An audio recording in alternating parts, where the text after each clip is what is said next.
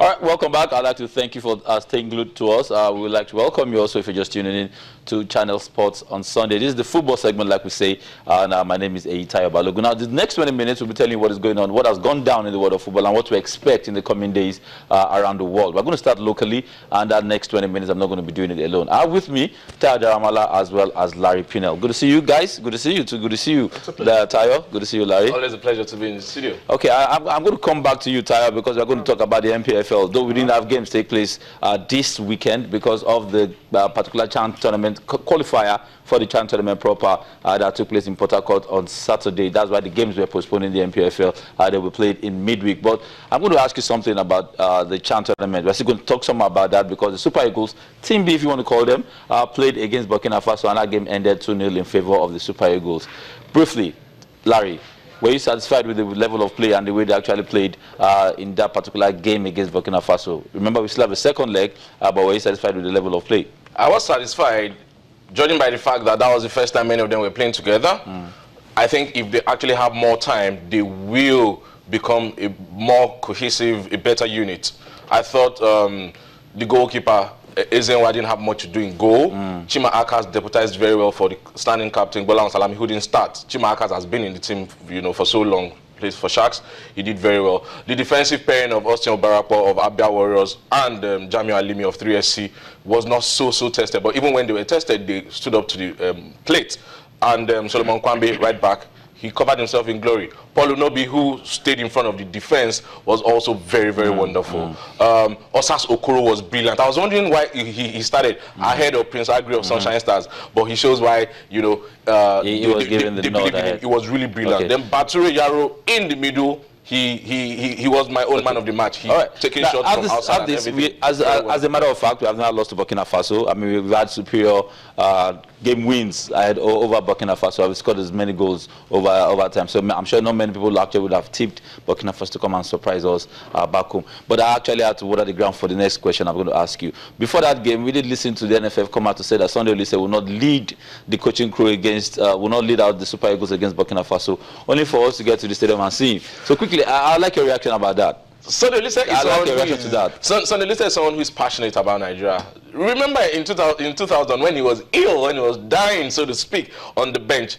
and Senegal, so to speak, were actually leading, and he just couldn't take it. He just told the coach that I have to come on now, and then he got the assist for Agawa to equalize in that game, and then went on to win that game. That's Sunday Olise for you. And I wasn't so surprised that he eventually made it to Nigeria, in spite of the fact that he was supposed to be indisposed because of health issues. In terms of patriotism, in terms of passion, you cannot query Sunday Olise so much for that, and we saw that yesterday. Perfect on the sidelines. Yeah. It actually worked for him. When he was asked, he said he took a lot of antibiotics, a lot of water. So I mean, this might probably be a solution for malaria. I'm just saying. All right, guys, let's start with the MPFL. Like we did say, I'll come to Adama to take you through the MPFL. Then in week 33, 5 more games till the end of the season, and I'm sure a lot of people are actually looking forward to the end of the season. As it stands, Enyimba on top of the table with about 61 points. They are followed closely by Warri Wolves that occupy second spot with 56. Wiki Tourist and Giwa FC occupy third and fourth. Now you'll be surprised you don't see Sunshine Stars that dominated the MPFL for as many as 12 weeks, 13 weeks, thereabout, but they are currently in the 5th spot with 53 points. It's not as if it's done and dusted with them for winning to win, but I mean, some people think that it might be a challenge. It will be a tough ask for Sunshine to go ahead and claim the title for this season, because they fell by the wayside. They started like a house on fire. They were invisible at home. They lost that invisibility. First they had the crack, the draw, then they lost to Nasarawa United, the all-conquering Nasarawa United. And now they are far from the top of the table. And I think the best they can hope for is a continental slot, but not taking anything away from them. The likes of Enyimba and Warri Wolves seem to be the 2 front runners for the league title. They have been doing excellently well. Warri Wolves are resurgent in the second half of the season. They didn't start the season very well, albeit due to the fact that they were playing continental games and had to miss some home games. They made up with the mixed games, and they've been doing well, excellently. Yep. Case in point, Warri Wolves are currently top of the table when it comes to number of points accumulated at home. They've played 16 games at home won at home. They've lost only one. That's the game they lost to Rangers International. They've won 15 of them. That's massive for them. Away from home, they are not doing bad themselves. But Rebels away from home, they played 17. They've won 1. They've drawn 8. That means they're hard to beat away from home. They've lost, although they've lost 8. But Enyimba, they are the best away from home. I've lost 6. But Enyimba, the only reason why Enyimba are currently stayed on top of the table, they are confident. They are very good away from home. That's where they do the most job. They've won 4 games away from home, the most by any other team. Also recorded by Wiki Torres. Wiki Torres, we should not ignore. Won 4 games away from home, and also they've drawn 6. I've noted 18 points of possible 30. Let me say this: Enyimba, they are ahead of Warri Wolves with about 5 points. That's it. They have 61 points, and Warri Wolves have 56 points. That's 5 points. 5 points. So I'm sure a lot of people will say that 5 games to go. They don't imagine Enyimba dropping 5 points to Warri Wolves till the end of the season. I'm really scared for him, but I looked through the log today. I've been trying to look through the log and try and fixtures and the fixtures and try and put points to where I think they can get points. Enyimba still has to play Abia Warriors. Abia Warriors are their book. That's a debut though. Abia Warriors and Giwa, those 2 teams, Enyimba don't like playing them. Giwa, since Giwa came to the league, Enyimba has not gotten the points from them. When they play Abia, it's either they lose or they... And that's 6 points already. Yeah, that's 6 points. And when they play Abia, it's either they lose or they draw. Or they draw. They don't get wins against Abia. It will be a tough ask. But I think they are so determined this season. This depth of the squad is amazing. We saw Ezekiel Bassi yesterday playing for the Chan home-based professionals, and he was excellent. He got the penalty that Bolan Salami converted. They are very excellent. They've had the most penalties in the league. And Ezekiel Bassi showed it one of the reasons they make these deep runs that forces the defenders to make mistakes, and they do that away from home. But I think going to the running, I think Warri Wolves, they have an easier running. According to my own analysis, they have an easier running. It will be a tough. I see a situation where the last game would be very important, and that's where the problem lies. Last game of the season, Warri Wolves will be playing Bayelsa United. And Enyimba will be going away from home to Sunshine. And guess what, Tayo? Warri Wolves and Enyimba will still play at some point. Yeah. Warri Wolves will go to Aba. So Enyimba has tough fixtures. They're playing Abia Warriors. Abba Classico, so to speak. The next game is against the All. I was going to come to this. Yes, let's take our viewers through the fixtures of the games that will take place Wednesday. Midweek fixtures will open on Wednesday. Abia Warriors will take on Lobby Stars. Dolphins will play host to Kano Pillars. El Kanemi will take on Giwa FC. Atlant FC will play Sharks. Kwara United will play with Bayelsa United. Nasarawa United will take on Enyimba. I'm not sure Enyimba will be licking their lips going to that game because Nasarawa United have been formidable this season. And so should they drop 3 points, that will cut down the gap between themselves and Warri Wolves. Now, Warri Wolves will be playing at home to Akwa United. So Warri Wolves, they have the opportunity to actually mop up 3 extra points and get to 2 points adrift of Enyimba. Now we are saying that Enyimba, not that we are saying on authority that Enyimba will drop points, but I mean, I'm not sure they'll be sleeping easy. Shooting Stars taking on FC Taraba. Shooting Stars look good.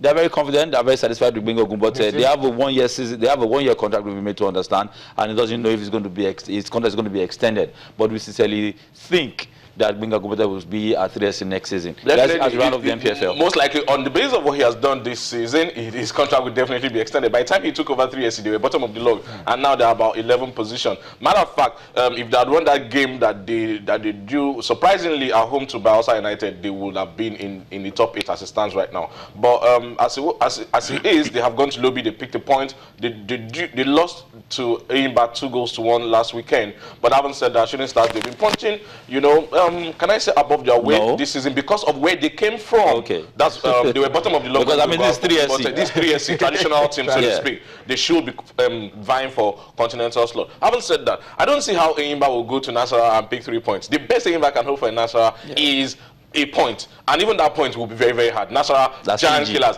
very stingy. They even go away to clear your doubts. They have gone to Kano Pillars, they cleared the doubts, came to Sunshine Stars, cleared the doubts, went away this last weekend again. I think it was Bayelsa again, they cleared Bayelsa's doubts as well. Very good on the road, resurgent in this second half as it was. So with the highest goal scorer in the league right now, still there, very good on set pieces. What's his name again? Esosai Gbinoba. I'm surprised he's not in the Chan Eagles, but having said that, deadly on set pieces, and Yaro Bature going back, he's Nasarawa as well. Enyimba don't stand a chance. And then Warri Wolves are home to Aqua. Bolan Salami will have joined Warri Wolves and all the players that went to Chan, hopefully, for this midweek game. If they all get to play and all that, I don't see how Aqua United can get. So at the end of the day, it may be 2 points going into the last 4 games of this season. Wow. Let's say it's going to end. Unfortunately, Sunshine Stars don't look good enough to actually win the league. Yeah. But it's football. Anything can happen.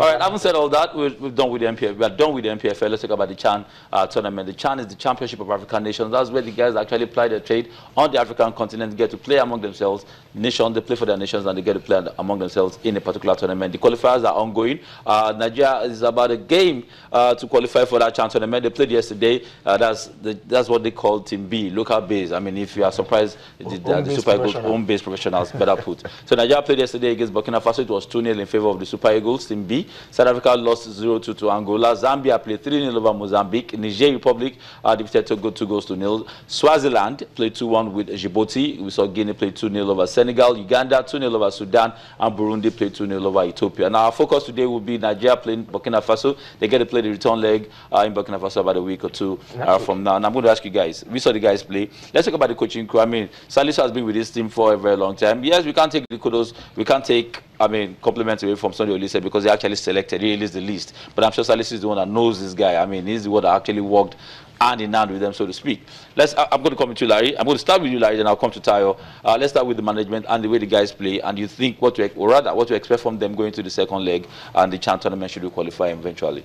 Unfortunately for these guys, the next weekend will be the return leg. I would have wanted it to be longer. Now they're caught between the devil and the deep blue sea talking about the coaching crew. Do you release these guys to their various teams and then they play midweek games and then come back to camp? Or you keep this bulk of guys in camp, you know, so that they can perfect whatever training strategy they have going into that away fixture at Burkina Faso? The fact that Burkina Faso didn't get a goal yesterday, an away goal, makes it very, very interesting, because if the Super Eagles get an away goal, it means they have to score 4 times. And I don't see them breaching that defense 4 times away. So we stand in very good stead for that game. Talking about management, all kudos must go to Salisu Yusuf. 99.9% of that victory. It's a team. 99.9%. Our 99.9% of this team is by Salisu Yusuf. Sunday Olise, well, he will begin to learn more about these boys, learn more about their weaknesses and their strength, and then take that onwards and then build a better team. But all of the kudos must go to Salisu Yusuf, who has been going around the whole country, length and breadth of this country, picking players. And how he spotted this guy is beyond me. Yaro Bature played for COD United. He was in Lagos a couple of years ago before he went to Nasarawa. Fantastic goal. He could have got one or two more goals in that game, but he took this one really well yesterday. And all of the lads, including this guy Ezekiel Bassett, Tayo Daramala mentioned him. Fantastic guy. And this is one of the reasons Enyimba will always get penalties. As a matter of fact, Tayo mentioned it. They are one of the teams that has the highest penalty ratios in the league at the moment. So by and large, they should qualify for the CHAN in Rwanda. Okay.